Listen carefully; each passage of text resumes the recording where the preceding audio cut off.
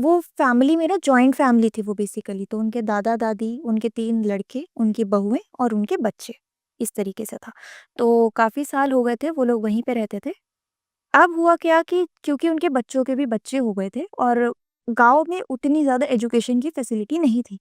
तो उन्होंने सोचा कि ठीक है, अब हम एक काम करते हैं, शहर शिफ्ट हो जाते हैं। शहर में जाके हमें थोड़ा अच्छा एजुकेशन का बच्चों के लिए स्कोप मिल जाएगा।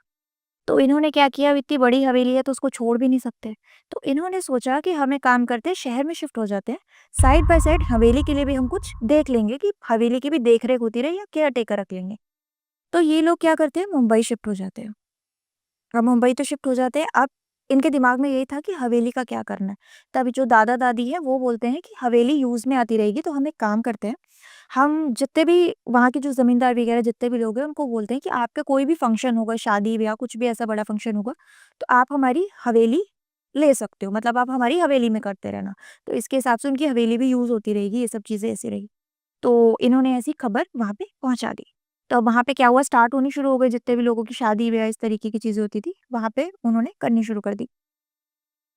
अब देखते हैं कि कुछ टाइम बीतता है, 4-5 महीने बीतते हैं, लोग आए दिन कोई ना कोई, किसी की शादी हो रही है, कभी किसी के अलग-अलग सेलिब्रेशंस हो रहे हैं, बच्चों के सेलिब्रेशंस हो रहे हैं।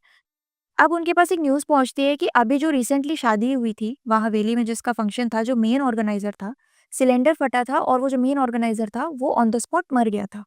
इनको ये न्यूज़ पता चली। तो इन्होंने क्या किया, वही उसको जो सहानुभूति वगैरह और थोड़ा बहुत अपनी तरफ से कंपनसेशन भी दे दिया था कि हमारी प्रॉपर्टी में ऐसा हुआ है, तो ऐसा-ऐसा करा। अब क्या हुआ, इन्होंने वो चीज़ जारी होती गई, ठीक है? तो अब क्या हुआ, जैसे ही कुछ टाइम बीता, 1-2 महीने और बीते, अब वहाँ पे उन्होंने नोटिस किया कि जो भी मेन लोग होते थे, जिनका भी जो मेन ऑर्गेनाइज़ करवाते थे, उनके साथ हादसे होते थे, बाकी के लोगों को कुछ नहीं होता था। तो एक बार ऐसा इंसिडेंट, जो साधक थे उन्होंने मेरे को ये भी बताया था कि एक इंसान वहाँ पे और था जिसकी इलेक्ट्रिक शॉक से मौत हो गई थी। ये सिलेंडर वाले केस के बाद हुआ। बाद में हुआ था और हो सिर्फ़ उन्हीं के साथ रहा था जो कि मेन ओनर्स थे, जो कि वहाँ पे ऑर्गेनाइज़ करवाते थे। और कुछ टाइम ऐसा भी होता था कि जैसे किसी के साथ जैसे डेथ नहीं हुई तो किसी का एक्सीडेंट हो गया। वहाँ से फंक्शन खत्म करते वक़्त जैसे वो वापस लौट रहे थे तब एक्सीडेंट हो गया। तो ये चीज़ें जो हो रही थी ये सिर्फ़ मेन लोगों के साथ हो रही थी। अब इन्हें पता चलती है और इन्हें कहीं न कहीं ये चीज़ अजीब भी लगती है कि बाकी लोगों को कुछ नहीं होता और सिर्फ़ इन्हें होता है। तो सादिक ने भी जब ये बात सुनी थी, इनको भी थोड़ा अजीब-सा लगा था। तो अब क्या हुआ था कि जो चीज़ें इधर हो रही थी, कुछ न कुछ इसके जो इम्पैक्ट्स थे वो इनकी फैमिली पे भी पड़ने लग गए मुंबई थे, में। मुंबई में। हुआ क्या कि जो इनका जो बड़ा बेटा था और उसकी जो बेटी थी, वो 6-7 साल की रही होगी लगभग। इसकी बेटी की ना धीरे-धीरे तबीयत खराब होती चली गई। तब इसकी बेटी, जो सादक बताए थे ना, उन्होंने मेरे को बाकायदा फ़ोटो दिखाए थे। तो वो लड़की के ना हाथ-पैरों पे ना वो इतना ज़ोर से काटती थी, उसके बाकायदा मेरे को उन्होंने फ़ोटो शेयर करे थे। अपने आप को बहुत ज़ोर-ज़ोर से उसने काटना शुरू कर दिया, उसकी पूरी बॉडी पे उसके काटने के निशान थे। अच्छा, वो खुद ही काटती खुद थी। ही काटती थी और बहुत एग्रेसिव तरीके से काटती थी अपने आप को। तो शुरू में तो किसी को समझ नहीं आता था, शुरू में ये डॉक्टर्स को दिखाते थे, क्योंकि वो शहर के डॉक्टर्स थे, तो डॉक्टर्स ये कहते थे कि हो सकता है बच्चे को आप ज़्यादा स्क्रीन दे रहे हो या बच्चे को आप ज़्यादा शुगर दे रहे हो। ये चीज़ें हो सकती है जो बच्चे को अंदर से स्पाइक करती हैं और बच्चा ओवर ये सब चीज़ें कर रहा है। तो ऐसे-ऐसे करा, 2-3 महीने बच्ची को उन्होंने अपने ट्रीटमेंट्स पे रखा, दवाई देना, थोड़ा ज़्यादा सुलाना, बट कोई फ़र्क नहीं पड़ा था। एक चीज़ और बताई थी साधक ने ये कि जैसे ही वो बच्ची रात को उठती थी ना, तो वो अपने बालों को नोचती थी और मैं आपको फ़ोटो शेयर करूँगी। वो फ़ोटो में ऐसा है कि उस बच्ची के सर पे किसी-किसी जगह पे बाल नहीं है। वो अपने बालों को नोचती थी, पूरा जड़ से खींच लेती थी। इतना तेज। हाँ, इतना तेज़। तो मैं आपको इसकी फ़ोटो शेयर कर दूँगी बाद में। तो उसके सर पे ना बहुत सारी जगह पे बाल नहीं थे, वो अपने आप को खींचती थी। एक चीज़ उसके साथ और शुरू हो गई थी, घर में जितने कीड़े-मकोड़े थे, जैसे अगर उसे कहीं कॉकरोच दिख गया या उसे कहीं चूहा दिख गया, तो वो उनको पकड़ लेती थी और मतलब खाने की कोशिश करती थी। अब ये सब जब चीज़ें हो रही थी, तब उसके दादा-दादी कहीं न कहीं ये चीज़ समझ रहे थे कि ये वाली चीज़ें भी नॉर्मल नहीं है। इसके साथ ही साथ उसके पापा की भी धीरे-धीरे करके तबीयत खराब होती गई। अब वहाँ पे जितने भी जो शादी-ब्याह, अब क्योंकि इतने ज़्यादा वहाँ पे लोग आते नहीं थे, क्योंकि सबको पता चल गया था कि कुछ ना कुछ इनके साथ चीज़ें होती जा रही हैं। तो इन्होंने क्या करा कि कुछ टाइम के लिए तो बुकिंग्स बंद कर दिया था कि आप एक काम करो, अभी कुछ मत करो। लेकिन एक फैमिली और थी, उसने इनसे हाथ-पैर जोड़े थे कि हमारे पास इतना पैसा तो नहीं है, तो आप अपनी जगह दे दो हमें। तो इन्होंने वहाँ पे शादी ऑर्गेनाइज़ करवाई थी। वहाँ उनके साथ हुआ कुछ नहीं था, लेकिन उन्होंने ये बताया था कि पूरी शादी के ना हमें आस-पास में जहाँ हमने टेंट लगाया था, वहाँ एक बच्चा रोता हुआ घूम रहा था। एक बच्चा दिखाई देता था और ये चीज़ इन्होंने साधक को भी बताई थी और ये चीज़ जितने भी गाँव में जितने भी फंक्शंस लोगों ने करे हैं, ये चीज़ वो इसके दादा-दादी को कॉल करके भी बताते थे कि हमें इस लोकेशन में ना जहाँ पे भी होता है बच्चा दिखता है। और एक चीज़ उन्होंने और बताई थी कि जो लोग सर्वाइव कर गए, जो लोग बच गए, उन्होंने ये बताया कि जैसे एक बंदे का एक्सीडेंट हुआ था, वो गाड़ी के आगे आ गया था और उसने ये बोला था कि अगर ये बच्चा मुझे धक्का नहीं देता, तो मैं नहीं गिरता। अच्छा। तो उनको कोई बच्चा दिखता था। ये चीज़ इन्होंने बताई। अब वो इस चीज़ को इतना ज़्यादा वैल्यू नहीं दे रहे थे क्योंकि कहीं न कहीं इनकी अपनी ही फैमिली में बहुत सारी दिक्कतें शुरू हो गई थी। अब धीरे-धीरे करके इन्होंने देखा कि इनको ना फाइनेंशियली भी बहुत ज़्यादा दिक्कत शुरू हो गई क्योंकि कहीं न कहीं एक इनकम सोर्स जो इनका था हवेली वाला, वो इनका बंद हो गया था और शहर में इतनी ज़्यादा कमाई नहीं थी। एक लिमिटेड ही जो ये जॉब करते थे इनके बेटे-वेटे, एक लिमिटेड सैलरी थी। अब इसके पापा की जो थी ना तबीयत खराब में होता क्या था, इसके पापा को ना अचानक से साँस चढ़ जाती थी। साँस चढ़ जाती थी। एक बार इन्होंने इंसिडेंट बताया था, एक वीडियो भी था, सादिक ने मेरे को दिखाया था कि इसके पापा को ना उसकी वाइफ़ बना रही थी वीडियो। उसके पापा ना बैठे-बैठे बहुत तेज़ उसको साँस चढ़नी शुरू हो गई। अब इतनी ज़्यादा वो मतलब ऐसे हो गए थे ना कि जितने भी फैमिली के लोग थे ना उन्होंने हाथ-पैर मलने शुरू कर दिए, पीठ मलनी शुरू कर दी। बट उनको ना बहुत ज़्यादा अजीब तरीके से वो एकदम ऐसा हो रहा था कि उनको साँस नहीं आ रही।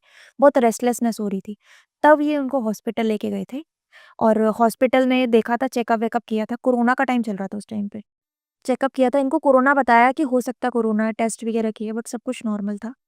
और वहाँ जाके भी इनको कोशिश करी थी बचाने की, वेंटिलेटर पे रहे थे ये 2 दिन, लेकिन ये उसके बाद गुज़र गए थे, ये नहीं बचे थे। इनको कोई प्रॉब्लम नहीं थी, इनको शुरू-शुरू में ऐसा होता था कि इनको साँस चढ़ती-उतरती रहती थी, साँस बहुत दिक्कत होती थी इनको। लेकिन एक टाइम ऐसा आ गया था कि इनको साँस बहुत तेज़-तेज़ चढ़ने लग जाती थी। तो वहाँ से फिर इनको मतलब होता है ना शॉर्टनेस ऑफ ब्रेथ कि इनको साँस ही नहीं आती थी। तो साँस नहीं आएगी तो वो तो वैसे ही मर जाएगा, तो ऐसी-ऐसी चीज़ें हो जाती थी। थक-हार के फिर इन्होंने डॉक्टर को दिखाया था। डॉक्टर ने एडमिट करके 2 दिन इनको वेंटिलेटर पे भी रखा था बट ये चल बसे थे। अच्छा, मीनवाइल हवेली में कुछ लोगों के साथ हो रहा था वहाँ पर? उनको बच्चा दिख रहा था दोबारा? जिनके साथ जिन्होंने फंक्शंस किए हैं, उनके साथ ये चीज़ें हुई थी। मतलब जिन-जिन के भी वहाँ पे फंक्शंस हो रखे हैं, उनका ये सेम चीज़ था कि उनको वहाँ पे कोई बच्चा दिखता था, ऐसा था। तो अब होता क्या था कि मैंने आपको बताया कि अब यहाँ पे क्या हुआ था, इसकी जो बेटी थी, जो दादा-दादी के जो बड़े बेटे की जो बेटी थी, उसके हेल्थ इश्यूज़ बहुत ज़्यादा खराब होते चले गए। अब वहाँ पे हवेली पे इनके जितने भी लोग थे, बुकिंग्स वगैरह बंद हो गई थी। अब वहाँ पे इनकी कोई बुकिंग नहीं होती थी, तो वहाँ से जो भी इनको थोड़ी बहुत अर्निंग आती थी, वो भी बंद हो गई थी। यहाँ पे इनका जो बेटा था, वो खत्म हो चुका था। तो अब यहाँ से इनको धीरे-धीरे करके ये चीज़ें समझ आने लगी कि कुछ ना कुछ गड़बड़ है और अब हमें इस पॉइंट पे दिखा लेना चाहिए, इससे पहले कि कुछ और ज़्यादा नुकसान हो। तो इन्होंने क्या किया, एक सोखा को बुलाया था। सोखा जैसे हमारे में भगत बोलते हैं, गाँव में किसी-किसी जगह पे सोखा बोला जाता है इस चीज़ को। तो इन्होंने एक सोखा को बुलाया, तो वो सोखा आए और सोखा ने जितने भी लोग थे उन सबको बुलाया, देखा और अपना जो भी इन्होंने करा और कह के बोल के गए थे कि तुम्हारे घर के जो ऊत-पित्र हैं, वो नाराज़ है। तो जिसकी वज़ह से ये सब चीज़ें तुम्हें इफ़ेक्ट कर रही है। ऐसा नहीं है तुम पे किसी ने क्रिया करी है या कोई काला जादू की है, वो ऊत-पितरों की वज़ह से ये सब चीज़ें हो रही हैं। तो अमावस को पितरों का जो भी पिंडदान होता है वो करवाते हैं, अमावस की तिथि को ये इनके पितरों को पुजवाते हैं। और बोलते हैं कि अब तुम्हें ये मैंने तुम्हारा जो सॉल्यूशन है ये कर दिया है, अब तुम्हें आराम मिलेगा लेकिन अपने पितरों का टाइम टू टाइम ये सब चीज़ें तुम करते रहना। ऐसा बोल के वो चले जाते हैं। 1 महीना बीतता है लेकिन वो चीज़ें जो हो रही थी, वो होती रहती है। उल्टा अब कुछ चीज़ें और ज़्यादा खराब हो जाती है। अब इनके घर में नॉर्मल जो घर में झगड़े होते हैं ना, वो सब चीज़ें भी होनी शुरू हो गई थी। जो 3 भाई आराम से रहते थे, अब उसमें से 1 तो खत्म हो गए थे और बाकी के 2 भाइयों ने फैसला करा था कि अब हम अलग हो जाएँगे, हम एक घर में नहीं रह सकते। तो ऐसा करके धीरे-धीरे करके इनका परिवार भी टूटता चला गया। इसके दादा-दादी कहीं न कहीं स्ट्रेस में थे और इसके दादा-दादी समझ रहे थे कि कोई ऐसी चीज़ है जो हमें परेशान कर रही है और ये जो सोखा आए थे, ये नहीं करवा पाए उस चीज़ को सही। ऐसे ही इन्होंने मुंबई में एक पंडित से भी बात करी थी। वो पंडित से जब ये पूछते हैं, वो पंडित भी इनको बताते हैं, कुछ रेमेडीज़ बताते हैं कि आपका ये खराब है, वो खराब है। इस तरीके से 4-5 ग्रह बता देते हैं खराब है आपके परिवार के। आप ये रेमेडीज़ करो, आपको सही हो जाएगा सब। बट उसके बाद भी ये चीज़ें नहीं होती क्योंकि ये जो चीज़ें थी, कोई ग्रह वगैरह से खराब नहीं थी, इसका पीछे जो रीज़न था वो कुछ और ही था। उसके बाद में इन्हें किसी ने बताया था, जिन सोखा की मैं बात कर रही हूँ, जो भगत है, जो मेरे नोन में है, उसके बारे में उनके बारे में इनको बताया था किसी ने कि आप एक बार इनसे बात करो। अब अच्छा। इनकी दिक्कत ये थी कि ये जाते नहीं थे, किसी जगह पे ट्रैवल नहीं करते थे। बहुत रेयर अगर कोई केस ऐसा है जाने वाला लग रहा है तो ये जाते थे, नहीं तो इनकी जगह पे इनके शिष्य जाते थे। तो इनको जब बात की गई, इनसे बात की गई, इनके पास ना काली माँ की सिद्धियाँ हैं। तो मैंने आपको स्टार्टिंग में भी बताया था कि कुछ भगत से थोड़ा ऊपर लेवल पे इनकी जो सिद्धियाँ हैं वो है, काम करती हैं। तो ये जब उनके घर गए थे, घर में पूछा, तो बताया कि जो दादा-दादी थे उनको बैठाया और पूरे परिवार को बोला कि आप एक बार पूरे परिवार को मेरे से मिलवा दो, मैं जानना चाहता हूँ कुछ चीज़ें। तब बताया कि हमारा हवेली में ऐसा-ऐसा बहुत बड़ा पहले हमारी हवेली में रहते थे हम, काम-वाम था। उसके बाद शहर शिफ्ट हो गए, हमने हवेली को दे दिया शादी-ब्याह के लिए, बट वहाँ पे ऐसे-ऐसे इंसिडेंट्स हो रहे हैं। हमारा लड़का इसी चीज़ में खत्म हो गया और जो मेरी पोती है वो अभी तक भी परेशान है। अभी तक भी वो सही नहीं हुई है। डॉक्टर्स को दिखा लिया, 1-2 सोखा को दिखा लिया, पंडितों को दिखा लिया, वो नहीं सही हो रही। तो वो क्या करते हैं, क्योंकि उनके पास काली माँ की सिद्धि है, तो वो माँ से पूछ के कि माँ मदद करो और मुझे गाइड करो कि क्या-क्या चीज़ें हैं। तब वो कहीं न कहीं से उनको ये चीज़ों के सॉल्यूशंस मिलते हैं और वो बताते हैं कि जो आपकी ये चीज़ है, वो यहाँ से नहीं जुड़ी है। इसका जो स्रोत है, ये जो चीज़ आपके साथ जुड़ी गई है, उसका जो मेन जो पॉइंट है, जो जड़ है, वो ये नहीं है, वो कोई और की है। तब वो बताते हैं कि हम हवेली में रहा करते थे, जो भी उन्होंने बताया था। तब वो कहते हैं कि मैं चाहता हूँ कि एक बार मैं आपके साथ वो हवेली जाना चाहता हूँ, क्योंकि हो सकता है वो चीज़ वहाँ से आपके पास बंध के आई हो। 1-2 दिन लगाते हैं और ये सोखा जो भगत हैं, इनके साथ और ये पूरी फैमिली वहाँ हवेली में जाते हैं। अब हवेली जाते हैं और जो हवेली जिस क्षण ये हवेली में एंटर करते हैं, जो इनकी जो सिद्धि है, जो काली माँ है, वो इनको सब सैंध रूप से बता देती है कि इनके साथ क्या-क्या चीज़ें हुई हैं और इनके साथ ऐसा-ऐसा हो क्यों रहा है। तब वो क्या करते हैं, अब ये सोखा जो होते हैं भगत, ये सब समझ चुके हैं कि इनके साथ ऐसा-ऐसा क्यों हुआ है। तो मेरी जब बात हुई थी तब मैंने उनसे पूछा था, मैंने भी ये जानना था कि क्यों हुआ, तब उन्होंने मेरे को बताया था कि इन्होंने ना कुछ ऐसी गलती कर दी थी, कुछ ऐसी चीज़ करती थी जो नॉर्मली लोगों को नहीं करनी चाहिए, जो जिससे कि उनके साथ ये चीज़ें हुई थी। इन्होंने दादी-दादा को बिठाया, इन्होंने दादी-दादा से पूछा कि आप एक बात बताओ, अगर कोई मर जाता है, तो हम उसकी डेड बॉडी का क्या करते हैं? इन्होंने बोला कि श्राद्ध करेंगे, पिंड दान करेंगे और वही जलाएँगे जो हम नॉर्मली करते हैं। कहते हैं, "ठीक है, तो आपने क्यों नहीं किया? आपने क्यों गलती कर दी?"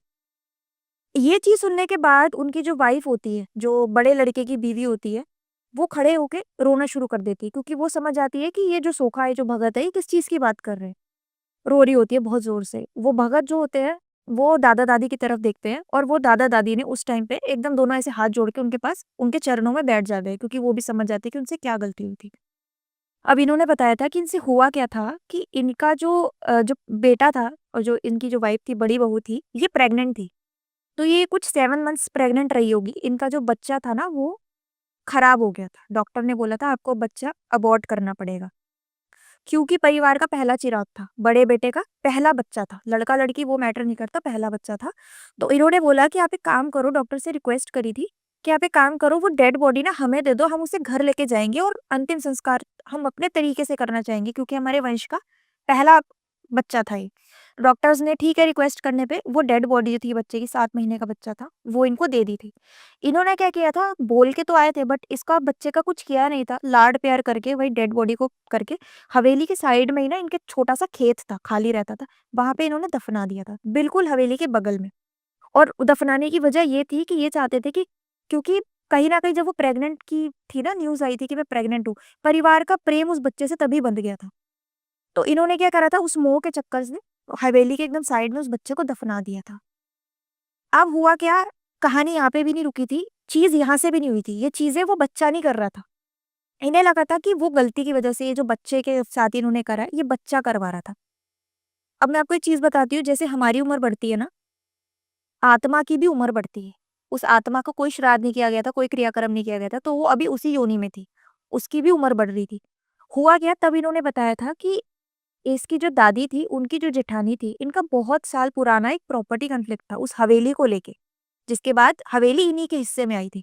जिसकी वजह से वो जो जेठानी थी, वो थोड़ा मतलब बहुत ज़्यादा चिढ़ के उन्होंने ये बोला था कि मैं तुम्हारा पूरा का पूरा वंश खत्म कर दूँगी। और वो तंत्र विद्या करती थी और श्मशान क्रियाएँ करवाया करती थी। और गाँव में ये बात सबको पता थी। वो क्या करती थी, घर के थोड़ा दूर, हवेली से थोड़ा दूर इनके वहाँ पे एक झील थी। घर से वो साधक बताते हैं कि आस-पास के लोग भी ये बताते हैं बिल्कुल सच्ची बात है कि वो औरत रात को नग्न अवस्था में घर से, हवेली से उस नदी के पास जाती थी और वहाँ बैठकर क्रियाएँ करा करती थी। और और ये चीज़ सबको पता थी उस गाँव में, जिसकी वजह से वो उससे बात नहीं करते थे और वो औरत कहाँ रहती थी किसी को नहीं पता था क्योंकि वो गाँव छोड़ चुकी थी। गाँव वालों ने मना कर दिया था कि आप नहीं रह सकते और इसी वजह से उनके खुद के परिवार वालों ने भी इनसे रिश्ता तोड़ दिया था। उस औरत ने इसकी बहू का जो बच्चा है, वो खराब करवाया था। साधना करवाई थी कि इसकी जो बेटी का वंश है वो आगे ना बढ़े और उसी ने इसके लड़के को मरवाया था।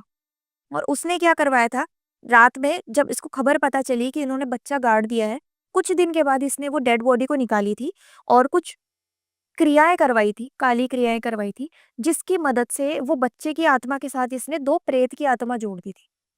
तो करता ये बच्चा था लेकिन वो 2 प्रेत करवा रहे थे इससे। अच्छा। ऐसा था। तो वो जो लोग बताते थे कि बच्चा दिखता है, तो वो इस बच्चे की आत्मा थी। बाद में तो जो सोखा थे उन्होंने उस बच्चे को शांति वगैरह सब चीज़ दिलवाई थी, उसका पिंडदान करवाया था बाकायदा कि बच्चे को मुक्ति मिल जाए। प्रेत वगैरह को तो वो बाद में देख लेंगे। तो बच्चे की सबसे पहले मुक्ति के लिए पूजा-वूजा करी गई। पूरा हवेली को चारों तरफ से कीला गया। कीला गया इन अ सेंस कि कोई भी ऐसी भूत प्रेत कोई भी ऐसी बाधा है तो इनको इफ़ेक्ट ना करे। और यही वजह थी कि कहीं न कहीं वो चीज़ इनके साथ हार्म कर रही थी, इनका फाइनेंशियली बहुत लॉस होना, इनका परिवार अलग हो जाना, ये सब चीज़ें ऐसी-ऐसी हुई। ये सब चीज़ें इनके साथ होनी शुरू हो और गई। हवेली के अंदर कुछ दबा रखा था उन्होंने, ऐसा कुछ हवेली के मिला अंदर उनको? कुछ नहीं कुछ था, भी नहीं? हवेली के साइड में इन्होंने जो डेड बॉडी दबा रखी थी ना बच्चे की मुँह में आके, वो डेड बॉडी का उसने यूज़ कर लिया था। आपने कभी सुना होगा कि जैसे हमारी फैमिलीज़ में भी आपने सुना होगा कि जब कोई डेड बॉडी होती है और मर जाती है और जब हम उनको जला के आते हैं, तो कोशिश करते हैं आजकल तो शमशान वाले भी ऐसा करते हैं कि पूरी डेड बॉडी को दिखा देते हैं कि पूरी जल गई थी और कपाल क्रिया भी की जाती है कि सर पे एक लाठी मारी जाती है ना? और बाकायदा जब फूल चुगने जाते हैं ना, फूल चुगने का मतलब जब हड्डियों अस्थियाँ लेने जाते हैं, तो एक आत्माराम होता है, हमारे अंदर होता है बॉडी के। वो आत्माराम भी बाकायदा दिखाया जाता है कि ये आत्माराम है क्योंकि क्रिया के लिए या तो आपके पास बॉडी होनी चाहिए या आपके पास आत्मा होना चाहिए और या फिर आपके पास वो मुंड होना चाहिए, जो सर होना चाहिए। और 7 महीने का बच्चा था और 7 महीने का बच्चा पूरा बन चुका था, जिसके उसके हेड को यूज़ करके उसने ये सारी तंत्र क्रियाएँ की थी। तो एक तरीके से वो शमशान क्रिया, तंत्र क्रिया ये सारी चीज़ों में बहुत सालों से थी। तो वहाँ से वो गलती हो गई थी, अगर ये उस बच्चे को अच्छे से विसर्जित कर देते या इसका कुछ भी कर देते, जलवा देते या डॉक्टर पे ही छोड़ देते, तो भी ये सब चीज़ें इफ़ेक्ट नहीं करती। तो फिर उन्होंने सॉल्यूशन कैसे करा? उन्होंने ये करा कि बच्चे की आत्मा को उन्होंने शांति मुक्ति दिलवा दी। बाद में जो प्रेत 2 छोड़ रखे थे, प्रेत बंधन कर दिए क्योंकि काली माँ के साधक है तो वो सब चीज़ें करना इनके लिए बाएँ हाथ का खेल था। और पूरे हवेली को इन्होंने कील दिया था, कोनों-कोनों में कील कर दिया था और अपने कुछ मंत्र से वहाँ पे 1-2 जगह पे धागे बाँध दिए थे काली माँ के मंत्र करके कि अब आपकी जो हवेली है वो प्रोटेक्शन में है, तो आपको अब डरने की ज़रूरत नहीं है क्योंकि कोई बाहर की जो कोई भी अला-बला आएगी वो चीज़ नहीं करनी थी। और एक चीज़ और थी जो पितृ जो इनका पहले जो इन्होंने पंडित को बुलाया था और सूखा को बुलाया था, उन्होंने इनको कुछ पितरों की रेमेडी भी बताई थी। तो जिससे अब ये हुआ था कि इन्होंने अपने धीरे-धीरे करके पितृ भी स्ट्रॉन्ग कर लिए थे, जो इनके पूर्वज थे। तो अब इनसे ये केस कि अगर फ्यूचर में इनके पास कुछ चीज़ आती, तो इनके पितृ इनके लिए आगे खड़े रहेंगे। तो ये चीज़ अभी भी है, मैंने उनसे पूछा भी था, जो सोखा थे उन्होंने बताया था जो भगत है, उन्होंने मेरे को फ़ोटो वीडियोज़ दिखाए थे तो मेरे को भी पहले तो बिलीव नहीं हुआ था क्योंकि आज के टाइम पे भी ऐसी चीज़ें होती है कि नहीं होती। बट उन्होंने मेरे को दिखाया था कि लड़की के पूरे हाथ पे ना बड़े-बड़े दाँतों के निशान थे, बाल नोचे हुए थे और सबसे शॉकिंग ये था कि वो कीड़े-मकोड़े पकड़ के खाना शुरू कर देना मतलब कहीं न कहीं उसके सेंसेस पूरे-पूरे खराब होते चले गए थे लड़की के। अब ठीक है, बट ये चीज़ें काफ़ी उनको इफ़ेक्ट करी थी। और तंत्र हट चुका है पूरी तरीके तंत्र से हट अभी चुका है। का? एक और चीज़ मैं इसमें बताना भूल गई कि वो जो लड़की जब उसके बाल खींचती थी ना, वो अपने घरवालों को एक चीज़ बताती थी, "ये मुझे मार रहा है।" वो इस तरीके से बोलती थी और मारता कौन था? वो बच्चे की आत्मा ही होती थी जो इसे परेशान करती थी। इसके बाल-वाल नोचना, खींचना और इसको इतना ज़्यादा तंग करती थी ना, जैसे बहुत कस के पकड़ती थी। इसको ऐसे लगता था कि मेरे को किसी ने बहुत कस के पकड़ा है। छोटी थी, छुड़ा नहीं पाती थी, इसीलिए काटती थी खुद को। अच्छा, ओके। ऐसा होता था। तो इसीलिए वो अपने आप को काटती थी, हाथ पकड़ लिया, पैर पकड़ लिया, वो आत्मा बच्चे की आत्मा इसको पकड़ती थी। तो जब अपने आप को नहीं छुड़ा पाती थी, ज़ोर-ज़ोर से काटती थी कि मुझे छुड़ा तो दे कम से कम। और उनका क्या हुआ जो लेडी तंत्र करती थी? वो तो ख़ैर गाँव में नहीं रहती, वो कहाँ है नहीं पता किसी को। सिर्फ़ अपने परिवार से बदला लेने के लिए आई थी वो। गाँव वालों ने उनको उसको निकाल दिया था। गाँव वालों को पता थी ये चीज़ करती है, तो गाँव वालों ने उसको निकाल दिया था। यही वजह थी कि इनका प्रॉपर्टी का भी जो कॉन्फ्लिक्ट हुआ था, इसको अपने साथ नहीं रखना चाहते थे। हस्बैंड उनके मर चुके थे, जो इनके जेठ थे, दादी के जो जेठ थे वो मर चुके थे। तो ये क्रिया-व्रिया करती थी तो मना कर दिया था कि नहीं रख सकते, फैमिली पे ये सब चीज़ें आएँगी। तो ऐसा हुआ था उनके साथ। ओके, इंटरेस्टिंग है यार। ये पहली बार सुना है कि वो भी खा रहे हैं, कॉकरोच उठा के खाने की कोशिश कर रहे हैं, चूहे खा रहे हैं यार, हद हो गई। ये सेंसेस में ऐसा होता है कि अगर आपने देखा होगा, मैं आपको बताती हूँ, बालाजी मेहंदीपुर बालाजी के बारे में अगर आपने सुना होगा ना, तो वहाँ पे भी कहते हैं ये 1-2 चीज़ें मेरे साथ मैंने खुद अपनी आँखों से देखी है, मैं जाती रहती हूँ मेहंदीपुर बालाजी, वहाँ पे भी ना प्रसाद वगैरह पड़ा होता है, तो चूहे वगैरह बहुत सारे होते हैं, घूम रहे होते हैं। तो ये चूहे वाला जो इंसिडेंट है ना, ये मैंने भी देखा था, वहाँ पे ऐसा कहते हैं कि जैसे ही आप कदम रखते हो ना बालाजी की जो बाउंड्री में आप कदम रखते हो, आपके अंदर कोई भी प्रेत वगैरह है ना, आप झटपटाने लग जाओगे। वो प्रेत एक्टिव हो जाता है, उसे समझ आ जाता है कि मैं एक ऐसी शक्ति के पास आ गया हूँ, जो मुझे शायद नहीं छोड़ेगी। तब एक औरत का देखा था मैंने, वो बाल-वाल खोल के ना ऐसे-वैसे करना, अपना सर-वर मार रही थी वहाँ पे, और चूहा वगैरह, मतलब वो जो अंदर प्रेत वगैरह होता है ना, वो आपको क्रेविंग देता है कोई भी मांस वाली चीज़ खाने की। उसको भूख लगती है, तो उसको वो तो ऐसा नहीं है कि वो चिकन, मटन जो भी उसको चीज़ दिखेगी ना, वो कोई भी नॉन-वेज चीज़, मांस वाली चीज़ खाएगा। वो उसी पे ज़िंदा रहेगा, और अगर वो नहीं खा रहा, अगर हम में से किसी के अंदर प्रेत छोड़ा हुआ है, तो अंदर ही अंदर वो हमें खाएगा। हमें बीमार करेगा, हमारा खून खाएगा, हमारी त्वचा खाएगा, ये सब चीज़ें करता है। वो उस तरीके से सर्वाइव करते हैं। वेट लॉस भी होता है लोगों का। वेट लॉस भी होता है। खाना खा रहे हैं, लोग कितनी बार आपने देखा होगा 50 का आदमी 30 पे आ गया, खाना खा रहे हैं, खाना छोड़ देना।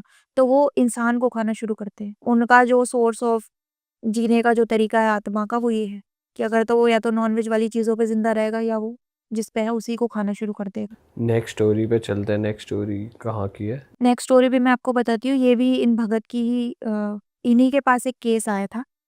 ये केस में ऐसा था कि इस केस में ना मारण क्रिया की गई थी। अच्छा। मारण क्रिया का मतलब है किसी को मरवाने के लिए क्रिया की जाती है, और ये भी हर कोई नहीं कर सकता। इसके लिए भी आपको बहुत ऊपर लेवल की सिद्धि चाहिए। बहुत रेयर आपको तांत्रिक मिलेंगे। अघोरी वगैरह वैसे एक तरीके से ये शमशान क्रिया अघोरी क्रिया में आती है।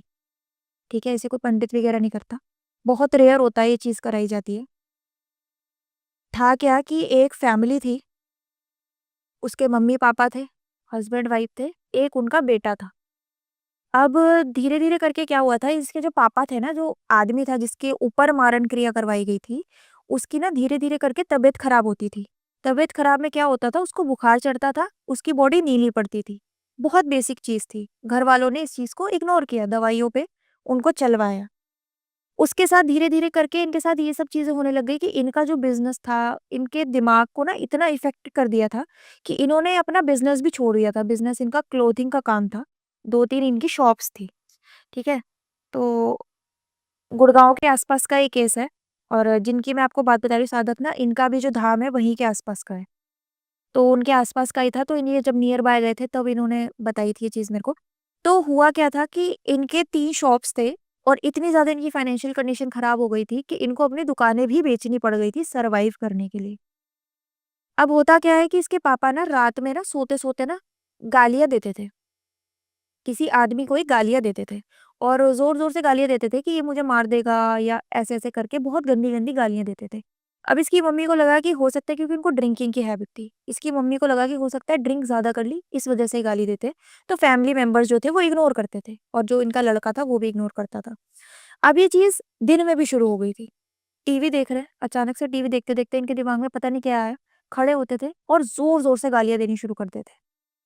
अब ये गाली देते किसे थे वो नहीं पता किसी को, बट ये गालियाँ देते थे। आस-पड़ोस के लोग भी कितनी बार इकट्ठे हो जाते थे और यही बोलते थे कि आप अपने घर में से, आपके बहुत गाली आ रही है, कंट्रोल करो।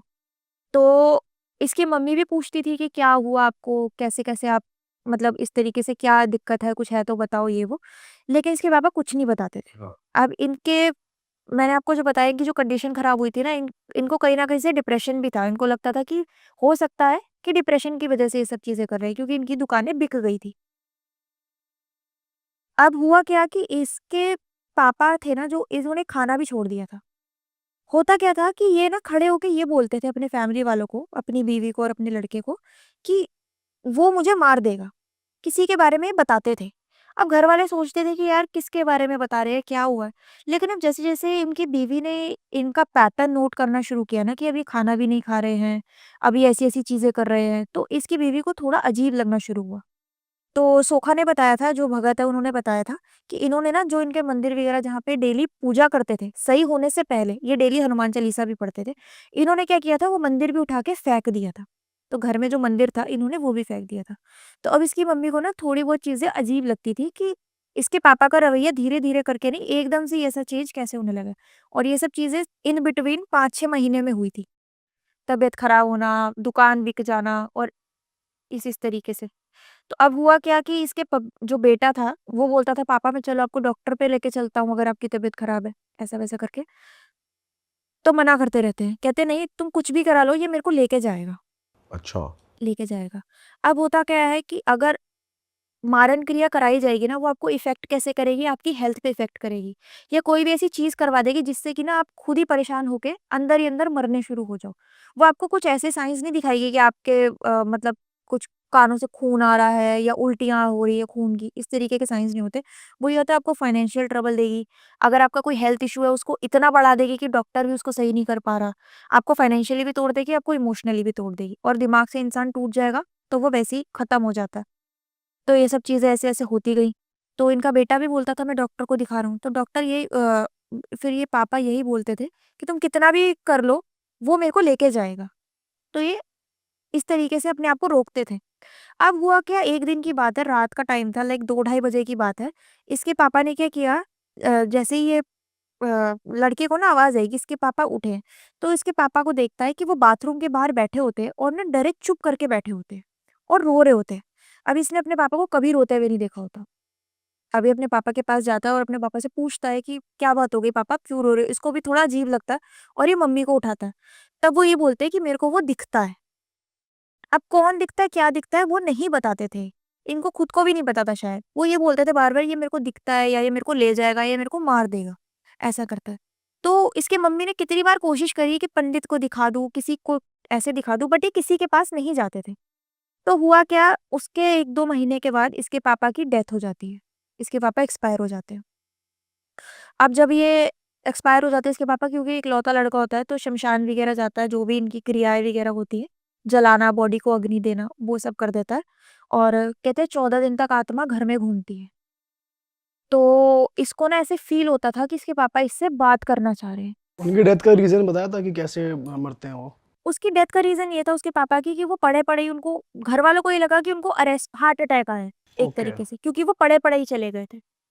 हाँ, सुबह 6-7 बजे का टाइम था, उनकी वाइफ़ ने बताया था कि इन्होंने मेरे से चाय माँगी थी। मैं चाय बना के लाई थी, इतनी देर में मैंने देखा कि ये सोए हुए हैं और ये उठे नहीं। उसके बाद इन्होंने अपने बेटे को बताया था कि पापा तुम्हारे नहीं उठे। तो ये फिर इन्होंने जब चेक किया तो इसके पापा चले गए थे। तो इनको तो ये लगा कि हो सकता है अटैक वगैरह आया हो और ऐसे ही चले गए वो। तब फिर क्या हुआ, जब इन्होंने कहते 14 दिन के लिए आत्मा रहती है घर पे, घूमती है और जो अग्नि देता है उससे कनेक्ट करने की कोशिश करती है। तो इन्होंने क्या करा, इसका जो लड़का था ये अपनी मम्मी को बताता था, "मम्मी मेरे को ना पापा दिखते हैं और मेरे से कुछ बताना चाह रहे हैं। मेरे सपने में आते हैं, पापा ज़ोर-ज़ोर से रोते हैं।" इसकी मम्मी को ये लगा कि जब तक कहते हैं पिंडदान वगैरह ना हो जाए तब तक आत्मा ना मुक्त नहीं होती। इसकी मम्मी ने ये बोला कि बेटा अभी हम जाएँगे 14-15 दिन के बाद हरिद्वार जाएँगे। अस्थि विसर्जन वगैरह जब एक बार डन हो जाएगा, तब आपको ये सब चीज़ें नहीं दिखेंगी। उसके बाद आपके पापा जा चुके होंगे। बट उसके बाद भी ना इसको ये सब चीज़ें होने लगी। जब सब कुछ हो गया, 1-2 महीने के बाद इसके पापा इसके सपने में आते थे और इसके पापा इसके सपने में आके ये बोलते थे कि वो मेरे को ले गया, मैं तुम्हें पहले बोलता था, वो मेरे को लेके चला गया। ऐसा-ऐसा होता था। अब ये अपने पापा को अपने उसको बताता था, मम्मी को बताता था कि मम्मी पापा आते हैं सपने में और ये बोलते हैं कि मैं तुम्हें पहले भी बोलता था, ये मेरे को लेके चला गया। तब वो एक सोखा से बात करती हैं, वो भगत से बात करती है जिनका आपको मैंने बताया। तो उनको बुलाती है घर पे और ये बोलती है कि मैं अपने पति को तो नहीं बचा पाई, मेरे पति को पता नहीं क्या हुआ था। तब वो चेक करते हैं अपनी हर चीज़ जो भी वो देखते हैं, उसके बाद वो बताते हैं कि तुम्हारे पति पे मारण क्रिया हुई थी। मारण क्रिया का मतलब कि किसी ने इनको मरवाने के लिए क्रिया करवाई थी। क्योंकि कोई नहीं चाहता था कि जो तुम्हारा फैमिली है, अच्छी हेल्दी-वेल्दी फैमिली है, वो शायद जलन के मारे करवाई थी, लेकिन मारने के लिए करवाई थी और वो क्रिया सिद्ध हो चुकी है अब। तो उसका तो कोई कुछ नहीं कर सकता, अब तो वो जा चुके हैं, या तो उन्होंने ये बताया कैसे कराई? कैसे हो पाई? कैसे हो पाई उन्होंने नहीं बताया। ये एक्चुअली कुछ जो सोखा होते हैं, तांत्रिक या ये सब चीज़ें होती है ना, कुछ लोग वचनबद्ध होते हैं। अच्छा। कुछ साधकों में ऐसा होता है कि वचनबद्ध होते हैं, वो नाम नहीं बता सकते। तो वो नाम नहीं बताया, उन्होंने कहा था लेकिन ये चीज़ तुम्हें खुद वो बताएँगे आके। तुम उनसे हाथ जोड़ के ये चीज़ पूछना, जब भी तुम्हारे बेटे को सपने में देखे अपने बेटे को बोलना हाथ जोड़ के ये चीज़ उनसे पूछेगा, तुम्हें पता चल जाएगी। ऐसे ही होता है, 1-2 दिन के बाद उसके पापा सपने में फिर आते हैं, व्हाइट कुर्ता-पजामा पहन के आते हैं और ये बोलते हैं कि मैंने तुम्हें कहा था कि वो मुझे ले गया। तब वो लड़का वही सपने में इनसे बात कर रहा है कि कौन लेके चला गया, आपने तब भी नहीं बताया जब आप ज़िंदा थे। बहुत ज़्यादा रो रहा होता है वो सपने में और मतलब ऐसा लगता है उसको कि रियल में ही बात हो रही है बट सपने में वो अपने पापा से बात कर रहा है और पूछता है कि पापा कौन है? किससे बोल रहे हो आप? कौन लेके चला गया? तब वो अपने पीछे से ऐसे हाथ निकालते हैं और एक आदमी निकलता है जो कि सफ़ेद कुर्ते-पजामे में ही होता है। वो होते हैं इसकी बुआ के हस्बैंड, इसके फूफा जी। ओके। तो सेम जैसे सफ़ेद कपड़े पहन रखे होते हैं इसने, इसके पापा ने, सफ़ेद कपड़ों में वो भी होते हैं और उनको देखता है और उसके बाद इसके पापा गायब हो जाते हैं। अब ये बताता है अपने पापा को कि ऐसा-ऐसा करके अपनी मम्मी को मम्मी को। बताता है कि ऐसा-ऐसा करके मम्मी मैंने पूछा और मेरे को फूफा जी दिखे। उसकी मम्मी कुछ नहीं बोलती, सीधा उन भगत को फ़ोन करती है और उनको बताती है कि गुरुजी ऐसा-ऐसा करके ये सब चीज़ें हैं। तो गुरुजी बोलते हैं कोई बात नहीं, वक़्त लो, तुम्हें अपने आप दिख जाएगा। वो कुछ नहीं बताते क्योंकि वो वचनबद्ध होते हैं, वो नहीं बता सकते। तो वो बोलते हैं कि आप वक़्त लो, आपको अपने आप दिख जाएगा क्योंकि मेरा तो वैसे भी इस केस में काम है नहीं। तो उन्होंने ये नहीं बोला कि किसी और फैमिली मेंबर पे खतरा नहीं है, मतलब वो नहीं। सिर्फ उनके ऊपर ही था? हाँ, उनके ऊपर ही था। अब उन्होंने कुछ नहीं बोला, इस चीज़ के लिए भी कुछ नहीं बोला और उन्होंने ये बोला कि अब क्योंकि मारण क्रिया सिद्ध हो गई है, आपके हस्बैंड जा चुके हैं, तो मेरा कोई इसमें काम नहीं है और मैं खुद से थोड़ी ना आऊँगा कि किसी और पे तंत्र करवाऊँ और ना ही किसी और पे करवाना चाहते थे, साफ सीधी-सी बात। तो जब ये बताते हैं और उसके बाद में पता चलता है कि 1 से डेढ़ महीने के अंदर ना, जो आदमी जो इसको फूफा जी इसके पापा के साथ दिखे थे, वो भी अजीब तरीके से इसी अटैक के तरीके से एक्सपायर हो जाते हैं, इसके अच्छा। पापा। बाद में जब वो पता चलता है कि इसके पापा एक्सपायर हो गए, वो अपने भगत को बताती है, तब वो भगत बताते हैं कि अब ये चीज़ क्योंकि जिसने करवाई थी वो जा चुका है, अब मैं वचनबद्ध नहीं हूँ, अब मैं बता सकता हूँ कि जो मारण क्रिया करवाई थी, वो इसने करवाई थी। और वो चीज़ इसके ऊपर उल्टी पड़ी, क्योंकि ये जो अपने कुलदेवी वगैरह इनको नहीं पूछते थे, पितरों को नहीं पूछते थे और मेन थी इनकी कुलदेवी जिसको ये निरादर करते थे। और ये तंत्र इन्होंने यूज़ किया किसी और को नुकसान पहुँचाने के लिए, तो वो चीज़ इन पे भी पड़ी और अब ये भी जा चुके हैं। अच्छा, तब उन्होंने बताया था कि जिसने मारण क्रिया करवाई थी 1.5-2 महीने के बाद उसकी भी डेथ हो गई थी। सेम तरीके सेम से। तरीके से हुई थी, जैसे ये सोते-सोते मिले, वो भी सोते ही मिले थे। टाइम चेंज था, वो शाम के टाइम पे मिले थे लेकिन वो भी सोते ही रह गए थे। बाद में पता चली थी कि इन्होंने वो चीज़ करवाई थी। तो उल्टा बदला ही ले लिया अब, जिसने भी बदला ले छोड़ा लिया था। क्यों, वो जो आत्मा थी वो कहीं न कहीं जो इसके पापा थे जब ज़िंदा थे, वो तब भी बताते थे बट वो शायद जानते नहीं थे। होता है ना हमारे ऊपर कौन है, क्या है, हम आम इंसान तो नहीं देख पाता। या तो तब अगर ये सोखा से बात करते। अरे वाह, आपने ये वीडियो यहाँ तक देख ली भाई, तुमने हमारी मेहनत सफल कर दिया। तुम ही लोग हो असली रियल हिट। और अगर आपको बहुत मज़ा आ रहा है ऐसी क्लिप्स में, ऐसी वीडियोस में, तो फटाफट जाइए प्लेलिस्ट पे बिंज वॉच कीजिए और सारी वीडियोस देख डालो और मौज काटो। That is it. हम मिलेंगे नए पॉडकास्ट में, नई क्लिप में। Till then bye bye, see you, take care, do subscribe. Best of Real Talk online. Okay, bye bye.